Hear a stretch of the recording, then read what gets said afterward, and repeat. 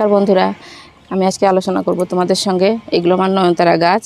তো এগুলো আমার দেশি নয়নতারা, কিন্তু এটা একটা বিদেশি নয়নতারার গাছ। এটা আমি প্রতিস্থাপন করব। যখন কিনেছিলাম ছোট্ট সেই থামপটে ছিল, তাই 10 টাকা দাম নিয়েছিল। তো এই টব থেকে বের করে আমি এই যে এই ধরনের 4 ইঞ্চি টবে গাছটাকে প্রতিস্থাপন করেছিলাম।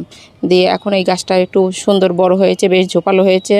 তো এইটাতে এখন বের করে নিয়ে আমি একবারে ফাইনাল টব এটা 6 ইঞ্চি টবে দিয়ে দেবো। 6 ইঞ্চি থেকে একটু হয়তো বড় টবটা। তো এই ধরনের টব হলে পরে আমাদের গাছগুলো বেশি ভালো হয়। আর এইগুলো যেমন আমার দেশি নয়নতারা গাছগুলো, এইগুলো আমি প্যাকেটে লাগিয়েছি। এই নয়নতারাগুলোর খুব একটা বেশি যত্ন পরিচর্যা লাগে না, তোমরা প্যাকেটেও করতে পারো, যে কোনো প্যাকেটেই হয়, আটার প্যাকেট হোক। এবার এইগুলো হচ্ছে একজনা তোমাদের মধ্যে একজন আমার কাছে জানতে চেয়েছিল যে এই নয়নতারা গাছগুলো যে বসানো আছে এটা কিসের প্যাকেটে। তো এইটা আছে সেই ঘর বাড়ি করার সময়, যখন মার্বেল টার্বেল করার সময়তে যখন ওই সাদা সিমেন্টগুলো সব ব্যবহার করে, সেই ধরনের প্যাকেট। তাই তোমাদেরকে আমি প্যাকেটটাও দেখাই দিই। যে এই ধরনের যে প্যাকেটে, এই প্যাকেটগুলো কিন্তু ফেলেই দেয়, সব সাদা সিমেন্টের প্যাকেট এইগুলো ফেলে দেয়। তো সেইগুলো আমাদের বাড়িতে যখন সেই কাজ হয় তখন আমি এই প্যাকেটগুলো ফেলে, মিস্ত্রিরা তো ফেলেই দেয়, তবে আমি রেখেছিলাম এইগুলো। তো এইগুলো এইভাবে যদি তোমরা গাছ বসাও তাহলে তো হবে না। সেইটার আটার প্যাকেটের এই ধরনের প্যাকেট দিয়ে কীভাবে করে এরকম টব বানাতে হয় সেও একটা ভিডিও দিয়েছি, সেটাও তোমরা দেখে নিতে পারো। তাও তোমাদেরকে একটু বলে দিই। এই যে এই কর্নারগুলো এইভাবে করে করে নিবা, ধরে হাতটা ধরে এইভাবে করে দুমড়াই নিয়ে এই যে এখানে যদি একটু ছুঁচ দিয়ে এইভাবে করে সেলাই করে দিতে পারো। অনেকে পিন মারে, পিনটা না তোমরা মেরো না, পিনটা না মেরে এইভাবে করে যদি ছুঁচ দিয়ে একটু সেলাই করে দিতে পারো, তারপরে এটাও যদি উল্টিয়ে নাও তাহলে এই যে এই ধরনের সুন্দর প্যাকেট হয়ে যাবে।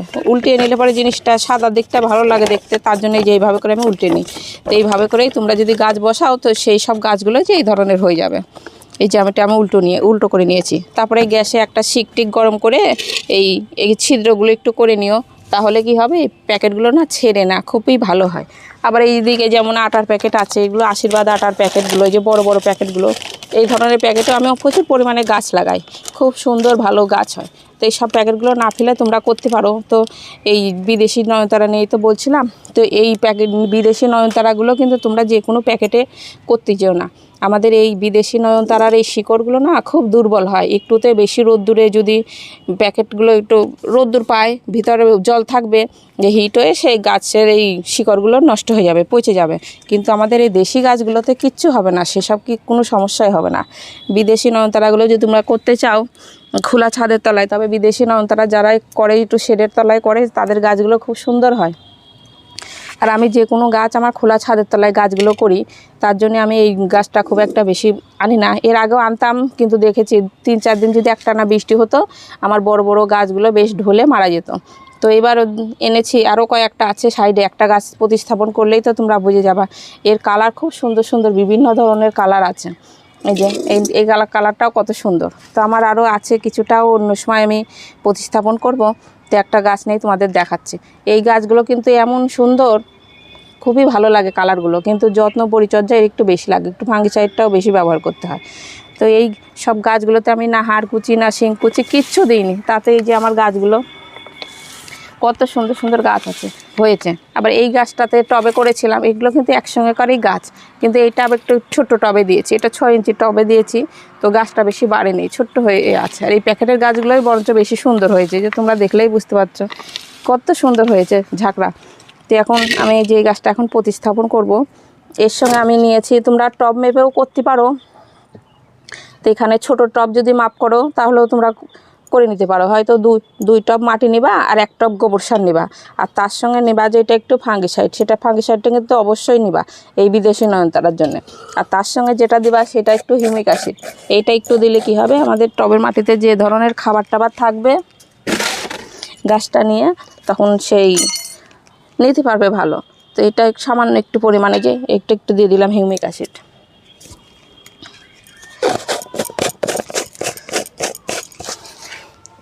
আজকেও প্রচণ্ড রোদ্দুর, তার জন্য আমি অল্প মাটিই আমি গামলাতেই আমি মিক্স করে নিলাম। কিন্তু তোমরা মিক্স করার সময় একটু সুন্দর করে বেশ ভালো করে মিক্স করে নিও ছানের উপরে।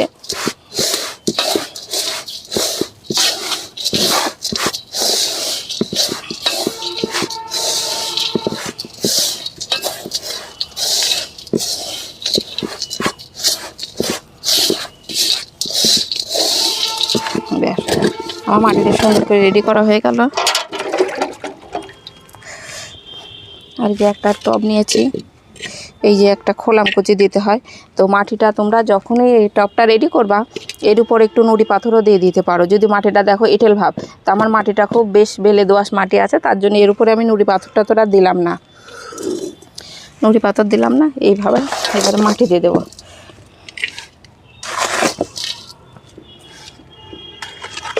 আর এর মধ্যে তোমরা প্রথম থেকেই এখন থেকেই হাড় কুচি, শিং কুচি ওগুলো কিচ্ছু দিও না।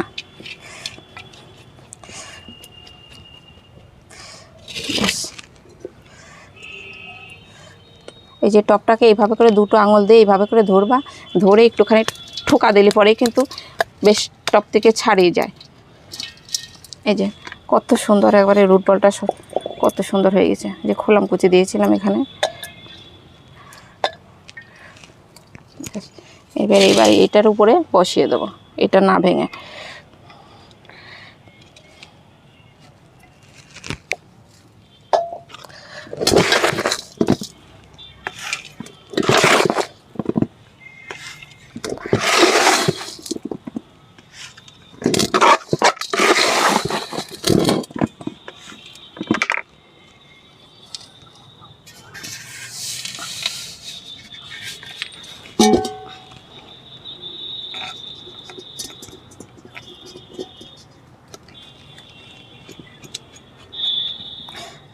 গাছটা আমার প্রতিস্থাপন করা হয়ে গেল।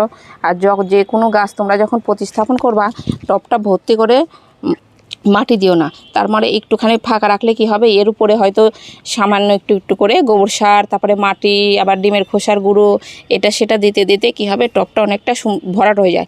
আর প্রথম থেকেই তোমরা যদি মাটি দিয়ে একবারে টবটা ভর্তি করে দাও, সেটা জল দেওয়াও অসুবিধা হয়ে যায়। আর পরের বার তখন যখন খাবার দিবা তোমরা, তখন সেটা খাবার দেওয়াও কিন্তু অসুবিধা হয়ে যায় একটু, পুরো লোড থাকলে, ভর্তি থাকলে। তো আমি যে কোনো গাছ প্রতিস্থাপন করি যখন, তখন এইভাবে করে ফাঁকা করে গাছটাকে বসাই। তবে যে কোনো গাছ প্রতিস্থাপন করার সঙ্গে সঙ্গে তোমরা জল দিয়ে দিও, জলটা বেশি করে দিয়ে দিও, যেন পুরো মাটিটা বেশ সুন্দর করে সব জায়গায় একেবারে জল পায়। আর যে আমি গাছটা এখন প্রতিস্থাপন করে দিলাম। আর এই গাছে কিন্তু তোমরা হাড় কুচি, শিং কুচি তোমরা তোমাদের কাছে যদি থাকে তো দিতে পারো, তবে ওইসব না দিলেও কোনো একটা অসুবিধা হয় না। নয়নতারা গাছে এমনি এই সব গাছ যেমন, এগুলোতে আমি হাড় কুচি না শিং কুচি কিচ্ছু দিইনি, তা তো আমার গাছগুলো এত সুন্দর হয়েছে। আর মাঝে সাঝে একটু সর্ষের খোল, তারপরে একটু ভাতের মাড়, সেই সবই দিচ্ছিলাম। কিন্তু এখন যখন প্রচণ্ড গরম, এই সময় তোমরা সর্ষের খোলটা কিন্তু একেবারেই বন্ধ করে দিও। এই গাছটাতেও সর্ষের খোল একেবারেই বন্ধ করে দিও। কিন্তু যখন দেখবা যে 15 থেকে 16 দিন পরে অনেকটা গোবর সার আমি দিলাম, হিউমিক অ্যাসিড আছে, যখন এই খাবারেই প্রায় 15 থেকে 16 দিন এই খাবারটাই গাছ নিতে পারবে, শুধু জলটা তোমরা দিও। আর যখন দেখো যে 15-16 দিন হয়ে গেছে, যদি দেখো যে ওয়েদারটা ঠিক আছে, তখন একটু তোমরা সর্ষের খোলটা দিতে পারো। সর্ষের খোলটাও যদি না দিতে চাও, তাহলে সবজির খোসা ভিজানো জলগুলো তোমরা একটু দিয়ে দিতে পারো। আবার সময় হয়তো রাত্রের দিকে একটু ডিএপি সার একটু জলে ভিজিয়ে রাখবা। এত গরমে কিন্তু ডিএপি সারটা তোমরা ডাইরেক্ট দিও না এই বিদেশি নয়নতারাতে। যখন তোমরা ডিএপি সারটা দিতে চাও, ডিএপি সারে কী হয়, এসব গাছগুলো বাড়ন্ত বেশি হয়। ডিএপি সার, ইউরিয়া সার হয়তো এক সপ্তাহে হয়তো ডিএপি সার দিলা, তারপরের সপ্তাহে হয়তো ইউরিয়া সার দিবা। যে তখন তোমরা দিনে দিনেই বুঝতে পারবে যে তোমাদের গাছগুলো খুব সুন্দর বাড়ছে। কিন্তু যখন থেকে বাড়বে, সেটা তোমাদের আর একটা কাজ করতে হবে। এই যে এই গাছগুলো যেমন এত সুন্দর আছে, এই ডগাগুলো তোমরা কিন্তু ধরে কেটে দিও।